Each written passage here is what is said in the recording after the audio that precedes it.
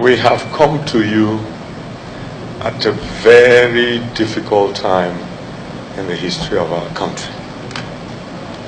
We are visiting the National Assembly because of its unique position in our Constitution. The democratic system we run in our country rests on three arms of government.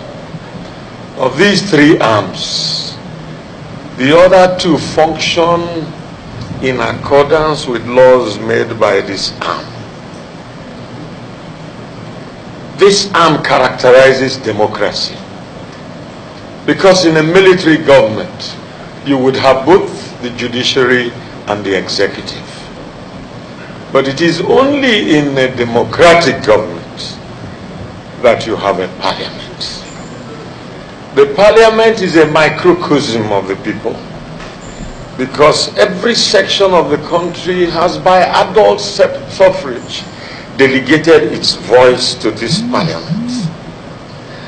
So we believe that by visiting you today, we are coming to speak to the conscience of our country. We ask that this discussion today be as frank as possible, because in situations like this, unless the National Assembly rises like one man with a conscience, a commitment, and a patriotism to unveil the facade of partisan politics and partisan advantages and face the real issues of the nation, will stand on the edge of a precipice. We have come to you, sir, at a time when our economic stability is in serious danger. Today, our international debt is extremely high, perhaps one of the highest judged by the IMF for countries without GDP. Our domestic debt is high and growing by the day. Our subsidy indebtedness is something that has defied solution and transparency in disclosure. Our youth despair is gargantuan.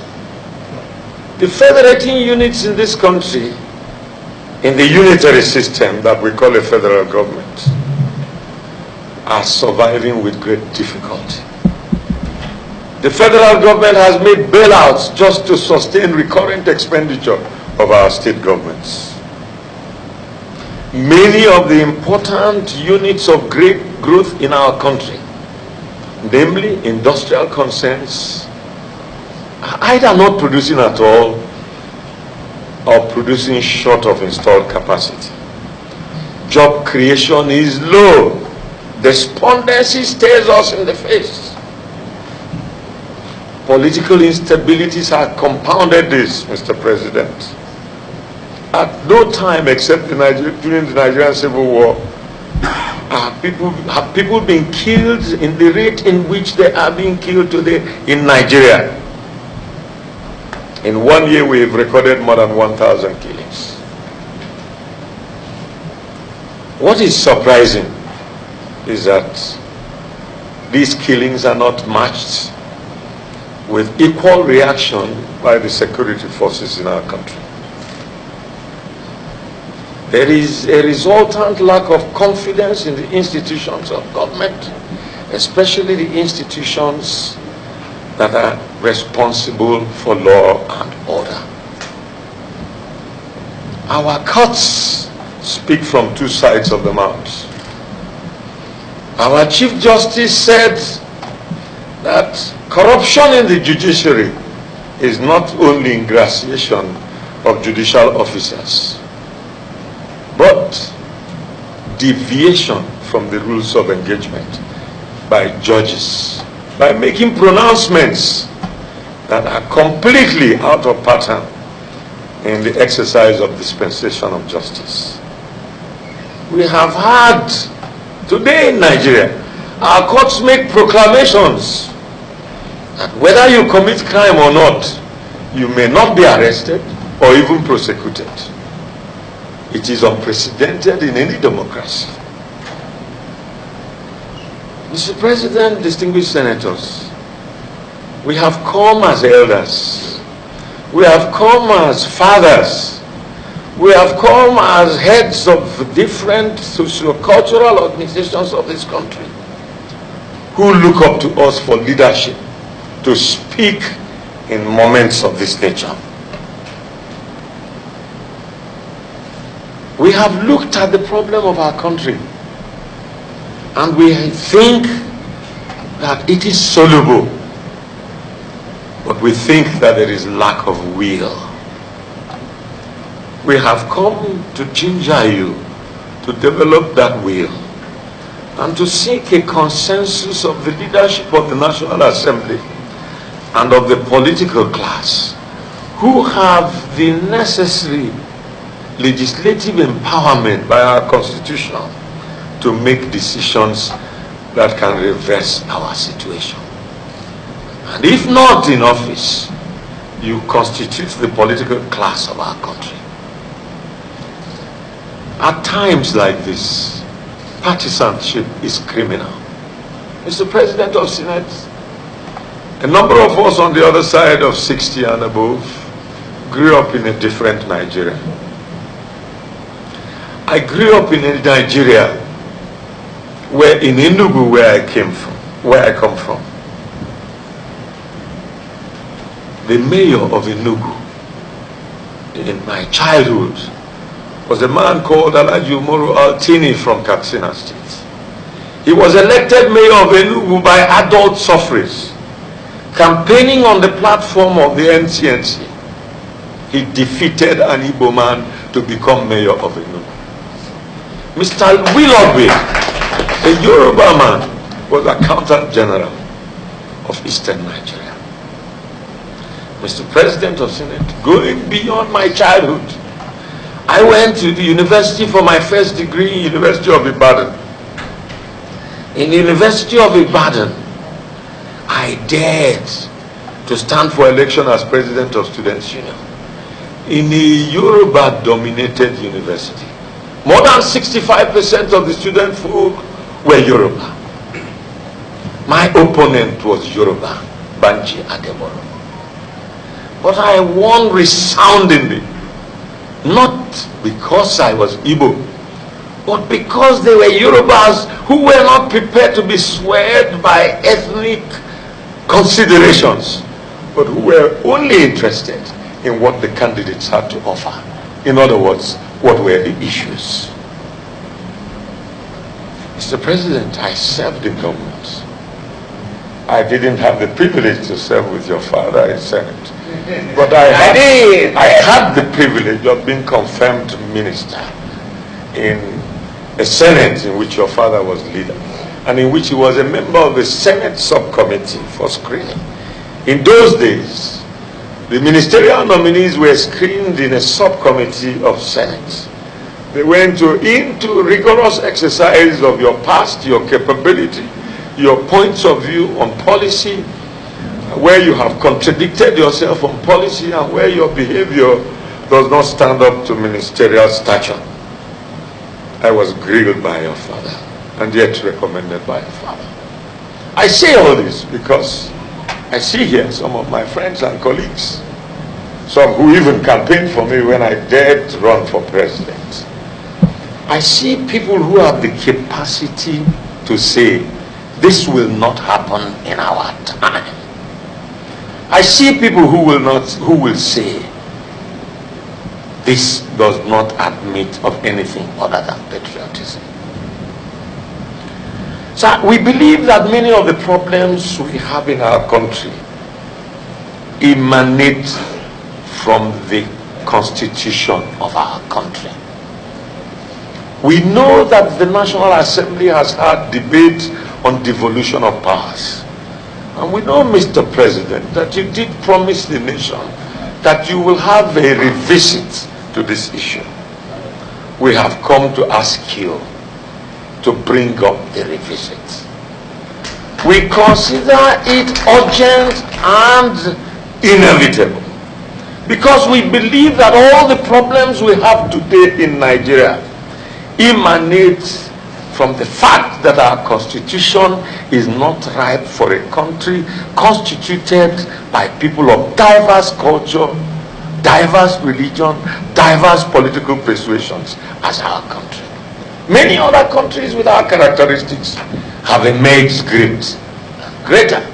Some have taken the seedlings of their greatness from their country. But we have been kept down by the kind of constitution we run.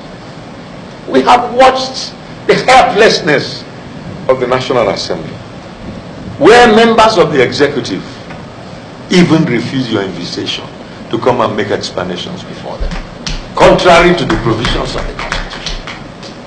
We have found the helplessness of the Senate when you can be invaded in spite of the security adornment in this place, controlled by the executive, and the seat of the Senate president is almost invaded, but for the personal security of the aides of its leadership. This is because our system makes the tail wag the dog rather than the dog wag the tail.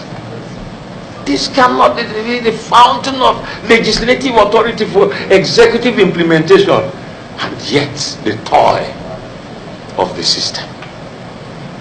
We have come to tell you that in our view, it is because we have this over-concentration of power in the federal government, contrary to the agreement that our forefathers entered into for a union called Nigeria, that governance has failed in our country, that economic development has failed. Mr. President, I want to give you a few examples. First of all, look at our economic situation. The mainstay of our economy is oil. Without oil, the economy of this country cannot be sustained. Every month we get together and share our sales of oil and distribute it amongst the tiers of government and concentrate it mainly on recurrent expenditure. We grow no wealth. We do so because of the system. In the past, the regions had active competition and it promoted growth. When we went to university, if you wanted to read architecture, you went to Ahmadu Bello University. If you wanted to read medicine, you went to University of Ibadan. If you wanted to read the humanities and engineering, you went to Nsukka. And under the regime of pre and immediate post-independence, in 3 spectacular years, things happened in Nigeria of outstanding proportion. We built the first television station in Black Africa. We built the first iron and steel complex in Black Africa. Import substitution industry was growing in our country in such sequence. Our universities were of such international reputation that it attracted staff from all over the world, as well as student folk. We were the pride of Africa. Suddenly it became retrogression. Mr. President, oil is a declining commodity in the international market. China and the OECD countries have put a time limit between 2020 and 2024 to stop production of any machines dependent on fossil oil. The immediate consequence of this is that there is going to be a fundamental and phenomenal decline in the world demand for oil. 2020 is only 2 years away. What is the sense of urgency around our country about how to cope with this? We are only interested in the appurtenance of power, the sheer ego that I hold power and I can do what I like, not in what our children will be tomorrow. There ought to be a time of national emergency now. What must we do to overcome this calamity that is about to come? America has developed shale oil technology, making its continued dependence on our crude oil practically impossible. Other countries are going to do so. Sir, what are the alternatives? Agriculture. Take a country like Netherlands. It's the 14th largest economy in the world. Netherlands exports just vegetable and dairy of $100 billion in a year. In the history of this country, our oil export has never attained such a level. Every day we make lip service to agriculture. But what are the structural instruments of making agriculture real? We used to have groundnut pyramids. We used to have oil exported, palm oil exported in commercial quantity. We used to have cocoa. Some of those we exported cocoa with are now using it for chocolate. They have secondary industries arising from them. Some who exported palm oil have hydrogenation of fats. They have margarine. You go to Malaysia, they use even the shell of palm nut to make gravel for rural roads. They use the stem, the middle of the stem, to make ceiling sheets. And yet they took their seedlings from Nigeria. It is because our structure of government promoted growth. Mr. President, look at our security. When we had the regional police, this didn't exist. Every state had domestic security. Mr. President, we have come to beg you. You know that sometimes history places one in a particular junction to change the order of things. We see you and your colleagues in a particularly unique junction. You can prevent further bloodshed in this country. You can prevent further drift into our ethnic conclavities. I never knew that after I had won election on a Yoruba vote, I would ever be leader of Igbos. But I am leader of Igbos who want Igbos in a Nigeria with meaning and relevance to national unity. Mr. President, we want you to revisit devolution of power. Because if we have this restructuring and we limit people to minding domestic affairs and we encourage competition between various areas of the country, production will increase, standards will increase, security will increase, mutual respect for each other will increase, friendliness will be encouraged. We want a restructured Nigeria. We want a restructured Nigeria. The alternative, Mr. President, will be worse than the situation we have today. If it is possible for us to have a situation in which people carry AK-47 freely in Nigeria and murder people every day. Yesterday it was 21, day before yesterday it was 17. This is happening as if nobody cares. Some people tell us they came from Libya. When did Gaddafi die? How many years ago? Any security in any country as rich as Nigeria, if this was the problem, would have predicted it, would have organized for it. If the essence of choosing heads, 17 heads of security arms in this country, is to ensure that they come from the same area as the president in order to ensure his loyalty, what have they done to guarantee our security? If they must all come from northern Nigeria, please bring those who can do the job. We can no longer tolerate this insecurity. We can no longer feel that some people are strangers in their own country. The escalation of this feeling has only one destination. It will lead inevitably into a breakdown of law and order. Already, we are all relying on self-defense. In the south is where I come from.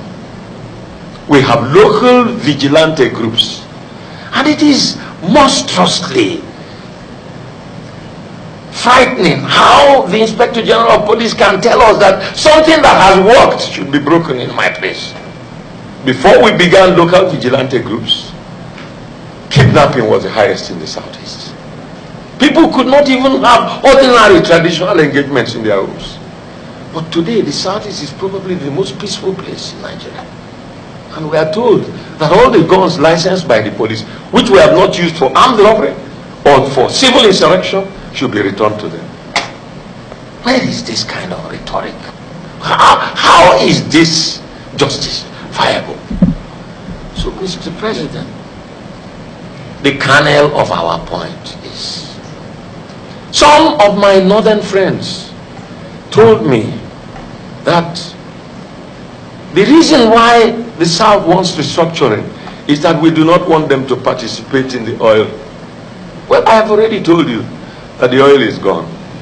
And when the oil goes, the greatest source of national revenue will come from agriculture.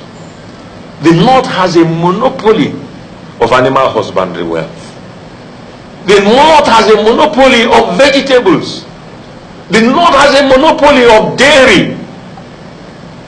The challenge is that national attention has not been given to the development of it for export potential. The North could virtually finance the whole federation if we give priority to that. So we've not come to make an ethnic representation. We've come to make a patriotic representation. If this does not happen, we have no alternative but to sink the non-dignitaries of our country. And God forbid that this should happen. Mr. President, this is a last and desperate attempt to unmask our problems and to speak to power. What else is power except you here? The reason you are not feared is the lack of unity. But you are not looking for 100%. Leon Trotsky and 3 people formed the Red Army that metamorphosed into the Bolshevik Revolution. If Saramadu Bello of blessed memory, Dr. Azikiwe of blessed memory, and Chief Awolowo could not agree, there would not have been anything called independence. They refused to be divided by their tribal privileges. There comes a time when unity is inevitable. We call on you, members of the National Assembly, rise up and save our country.